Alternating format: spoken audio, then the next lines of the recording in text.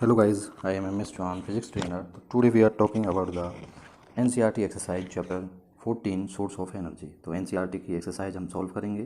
तो आइए स्टार्ट करते हैं। तो यहाँ पे आपको NCERT एक्सरसाइज दे रखी है जिसमें कि टोटल नंबर ऑफ 10 क्वेश्चंस हैं। तो 10 क्वेश्चंस को हम सॉल्व करेंगे। ये आपके सामने NCERT एक्सरसाइज है। तो आइए स्टार्ट करते हैं इसका सॉल्यूशन। क्वेश्चन नंबर फर्स्ट कहता है कि a solar water heater can not used to get hot water.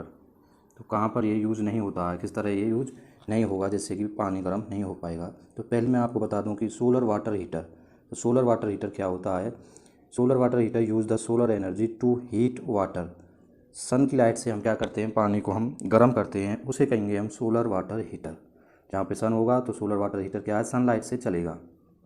It require day light, तो डे लाइट चाहिए होगी हमें फंक्शनिंग के लिए। But on the cloudy day, जो क्लाउडी डे होंगे उनमें क्या होगा, सनलाइट नहीं होगी और ये क्या है, वर्क नहीं करेगा। तो hence the solar water heater does not function on cloudy day. तो क्लाउडी डे में ये क्या वर्क नहीं करेगा। तो आपका आंसर क्या हो गया, B answer is the right answer. ये क्लाउडी डे में वर्क नहीं करेगा। नेक्स्ट क्वेश्चन देखते हैं, question number second. Which of the following is not example of biomass energy source. Biomass energy source का कौन सा इनमें से एग्जाम्पल नहीं है। तो सबसे पहले मैं आपको बताऊंगा कि बायोमास एनर्जी सोर्स, तो बायोमास क्या होती है। तो biomass is a source of energy that is obtained from the biodegradable natural things. जो हमें बायोडिग्रेडेबल हैं, नेचुरल थिंग्स हैं, उनसे मिलती है, जैसे कि प्लांट मटेरियल से मिले और एनिमल वेस्ट से मिले, उसे कहेंगे हम बायोमास एनर्जी। तो इनमें से क्या, हमारा वुड भी हमारा प्लांट से मिलता है, गोबर गैस भी हमें, कोल भी हमें, लेकिन न्यूक्लियर एनर्जी है वो क्या हमें बायोमास से नहीं मिलती। तो इसीलिए इसका आंसर क्या हो जाएगा, nuclear energy is the right answer for this. करते हैं, तो अब स्टार्ट करते हैं क्वेश्चन नंबर थर्ड। तो क्वेश्चन नंबर थर्ड क्या कहता है, most of the source energy we use represent the store solar energy. इनमें से कहीं ना कहीं स्टोर सोलर एनर्जी का यूज़ कर रहे हैं कि which of the following is not ultimate derived from sun's energy. तो सन की एनर्जी से अल्टीमेटली ड्राइव नहीं की जा सकती, वो कौन सा है। तो सबसे पहले हम देखेंगे, यहाँ पे देखिए, geothermal energy, wind energy, biomass energy are the ultimate derived from the solar energy. Solar energy से ये तीनों क्या है, ड्राइव हो सकती हैं। अब हमारा ऑप्शन बचा कि न्यूक्लियर एनर्जी। तो न्यूक्लियर एनर्जी क्या है, पहले मैं आपको बताऊंगा। तो nuclear energy is released during the nuclear fission और फ्यूजन। न्यूक्लियर फिजन रिएक्शन होगी, न्यूक्लियर फ्यूजन होती है, वहाँ से न्यूक्लियर एनर्जी ड्राइव होती है। तो इसीलिए आपका सही आंसर रहेगा न्यूक्लियर एनर्जी हो क्या हमारी अल्टीमेट सोर्स नहीं है। तो option C is right answer. तो आपको सीधे सीधे टिक लगाने होंगे। हमने आपको रीजन के साथ समझाया हुआ है, यहाँ पे एक्सप्लेन किया हुआ है कि आंसर वो सही है तो क्यों है, बाकी के आंसर्स वो सही नहीं है तो क्यों नहीं है। तो इसीलिए हमने आपको ब्रीफली एक्सप्लेन किया। तो नेक्स्ट हम करते हैं क्वेश्चन नंबर फोर। तो क्वेश्चन नंबर फोर में कह रहा है compare and contrast fossil fuel. आपको फॉसिल फ्यूल को बताना है किसके साथ, and sun as direct source of energy. Sun एक डायरेक्ट सोर्स ऑफ एनर्जी और फॉसिल फ्यूल्स है, उन दोनों में आपको क्या कंपेयर करना है। तो सबसे पहले हम करेंगे कि फॉसिल फ्यूल्स क्या होते हैं। तो fossil fuels are the energy source, energy के सोर्स हैं, सच एज कोल, पेट्रोलियम। कोल और पेट्रोलियम है, इन्हें क्या हम फॉसिल फ्यूल्स कह सकते हैं। क्यों कहते हैं इनको, because they obtained from underneath of the earth crust. Earth crust के नीचे से निकाले जाते हैं। They are directly available to human being for use. तो ये ह्यूमन बीइंग के यूज़ के लिए डायरेक्टली अवेलेबल हैं। Hence the fossil fuels are direct source of energy. तो ये क्या है, एक डायरेक्ट सोर्स ऑफ एनर्जी हैं।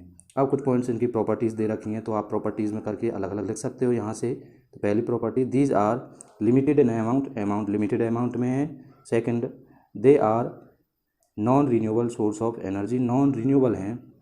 तो नॉन रीन्यूएबल किन्हें कहते हैं, जिन्हें हम दोबारा नहीं बना सकते, और रीन्यूएबल उन्हें कहेंगे हम जिन्हें हम दोबारा बना सकते हैं। बिकॉज, क्यों नहीं बना सकते हैं उन्हें दोबारा हम, because these can not replenished in the nature, क्योंकि ये नेचर में पूरी मात्रा में नहीं है। Fossil fuels take million of years, millions of years में ये क्या है, बनाए जाते हैं, तो इन्हें हम बार बार नहीं बना सकते हैं। तो fossil fuels are also very costly, और फॉसिल फ्यूल क्या है, इसीलिए बहुत कॉस्टली हैं। ऑन द अदर हैंड आप अब सेकंड रखेंगे, the sun energy is renewable, इसे हम बार बार बना सकते हैं। Directly source of the energy, और डायरेक्ट सोर्स ऑफ एनर्जी है। Sun has being shining for several year से शाइन करता रहेगा, and will do so for next 5 billion year, और 5 बिलियन ईयर्स तक ये हमें क्या है, एनर्जी देता रहेगा। तो solar energy available for free of cost, और फ्री ऑफ कॉस्ट पर भी है और अनलिमिटेड अमाउंट में है। तो it replenished in sun itself, और सन में ये क्या है, प्रचुर मात्रा में बनी हुई है। तो इस तरह से आप यहाँ पे फॉसिल फ्यूल और sun as a direct source of energy आप कंपेयर कर सकते हो। तो ये आपके लिए। नेक्स्ट अब हम करते हैं क्वेश्चन नंबर 5। क्वेश्चन नंबर 5 में आपको कहा गया है compare and contrast biomass and hydro electricity as a source of energy. तो बायोमास में और हाइड्रो इलेक्ट्रिसिटी में आपको क्या है, कंपेयर करना है। तो कैसे करते हैं, तो पहला पॉइंट लेंगे हम कि बायोमास एनर्जी। बायोमास क्या होती है, तो बायोमास पहला पॉइंट करेंगे is a derived from the dead plant and animal waste.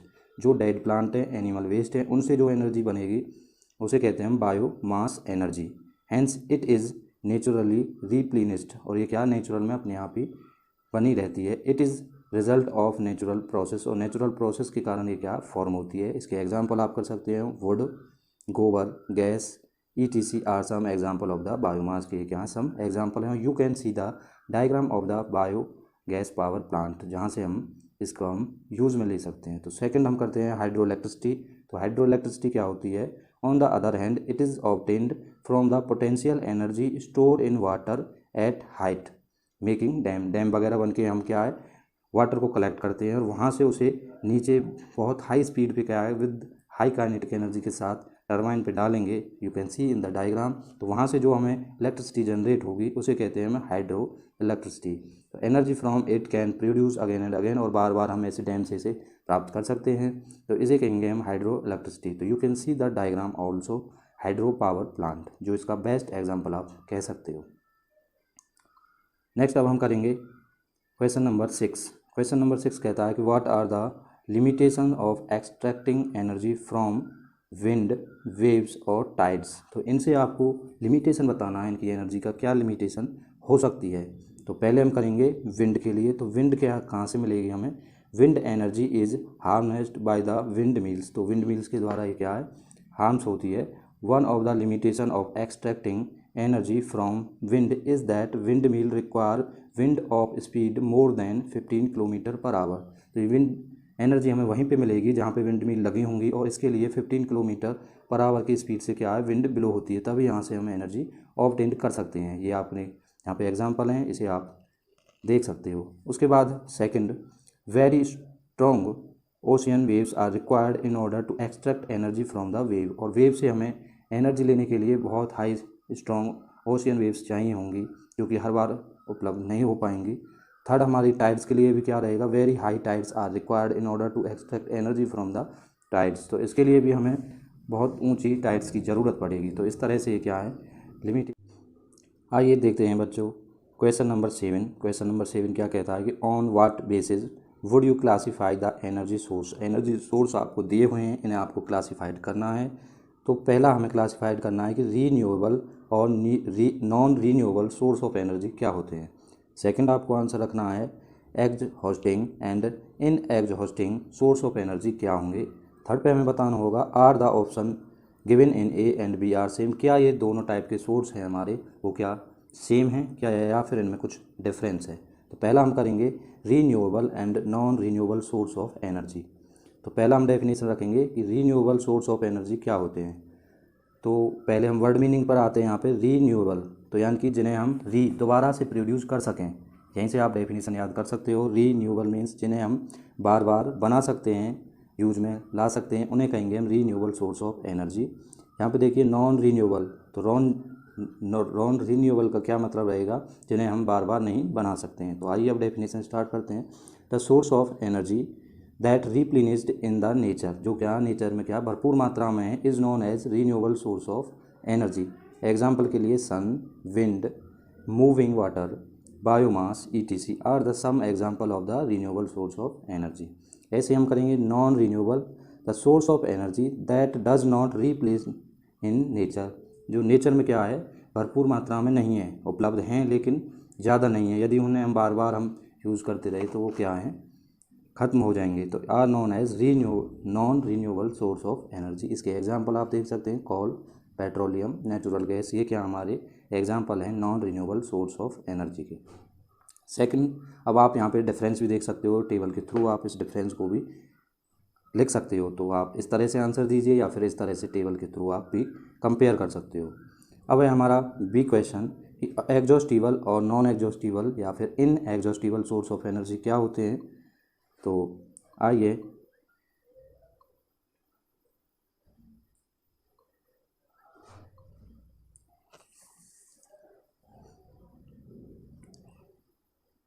तो एग्जॉस्टिबल सोर्स ऑफ एनर्जी, तो एग्जॉस्टिबल सोर्स होंगे, exhaustible source are those source of energy which are depleted and exhaust after few 100 years, जो क्या हैं limited amount में हैं और जो क्या ख़त्म होने वाले हैं, कुछ सालों बाद ख़त्म हो जाएं, उन्हें कहेंगे हम exhaustible source of energy. Example coal petroleum are the exhaustible source of energy. Second है हमारा इन एग्जॉस्टिबल क्या होंगे। अब एग्जॉस्टिबल का क्या होगा उल्टा, तो inexhaustible source of energy are those source which will not exhaust in future, जो क्या फ्यूचर में कभी ख़त्म नहीं होंगे। दे आर अनलिमिटेड, और क्या है वो अनलिमिटेड अमाउंट में हैं, उन्हें कहेंगे हम inexhaustible source of energy. Example biomass is one of the inexhaustible source of energy. Biomass इसका क्या है एग्जाम्पल है, और you can see in the comparison graph, तो इस टेबल में भी आप यहाँ देख सकते हैं एग्जॉस्टिबल और इन एग्जॉस्टिबल। आखिर था लास्ट में कि ए और बी क्या वो सेम है, तो yes A and B are the same. आप रीन्यूएबल कीजिए या फिर इनएग्जॉस्टिबल कीजिए या एग्जॉस्टिबल कीजिए, तो ये दोनों हमने सोर्स ऑफ किए हैं, तो वो क्या हम सेम कह सकते हैं इन्हें।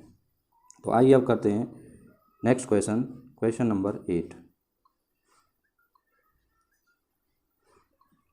तो question number 8, what are the qualities of an ideal source of energy. Ideal source of energy की क्या क्या क्वालिटी होती हैं वो आपको बतानी है। तो हम लिखेंगे क्वालिटी कीजिए या प्रॉपर्टी कीजिए। तो पहली प्रॉपर्टी है इकोनॉमिकली, तो जो आइडियल सोर्स है वो क्या है इकोनॉमिकली। सेकंड क्या होता है वो इजीली एसेसिबल होता है, इजीली यानी कि उपलब्ध हो जाएगा आपके लिए। अगला पॉइंट क्या है स्मोक और पॉल्यूशन फ्री होगा। अगला पॉइंट है हमारा easy to store and transport, आसानी से उसे स्टोर भी कर सकते हैं आप और ट्रांसपोर्ट भी कर सकते हैं। और लास्ट पॉइंट है able to produce huge amount of heat, और जिससे क्या large amount of heat generate होगी। एंड एनर्जी ऑन वर्निंग, जिस जब आप जलाओगे तो थोड़े से सब्सटेंस से ज़्यादा एनर्जी आपको मिले, उन्हें कहेंगे हम ideal source of energy.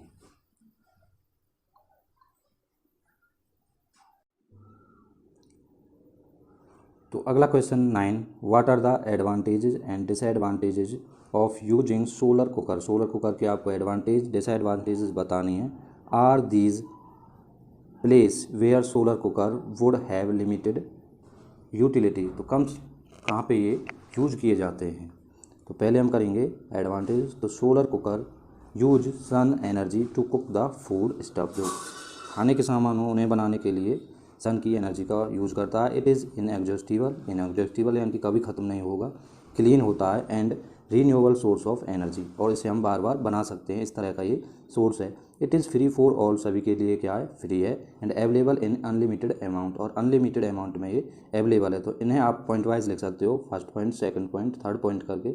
Hence operating a solar cooker is not expensive, और ये महंगा नहीं पड़ता है। तो अब इसकी हम डिसएडवांटेजेस करेंगे। तो डिसएडवांटेजेस क्या होंगी, solar cooker is that it is very expensive, तो ये क्या है बहुत सी जगहों पर ये क्या बहुत एक्सपेंसिव मिलता है। It works only in sunlight, sunlight में ये क्या करेगा वर्क करता है। और ऑन क्लाउडी डे, हम पहले क्वेश्चन में कर सकते हैं, और it become useless, cloudy day होगा जहाँ पे सनलाइट नहीं होगी वहाँ पे क्या वर्क नहीं करेगा। तो अब ये प्लेस क्या रहेगा इसके लिए, तो the place where the days are too short, जहाँ पे दिन बहुत छोटे होते हैं, और प्लेस विद क्लाउडी, जहाँ पे बादल रहते हैं वहाँ पे ये क्या है लिमिटेड यूटिलिटी में यूज़ में ये आते हैं। तो आपका क्वेश्चन नंबर 9 इस तरह से आप कर सकते हो। नेक्स्ट एंड लास्ट क्वेश्चन करते हैं, क्वेश्चन नंबर 10।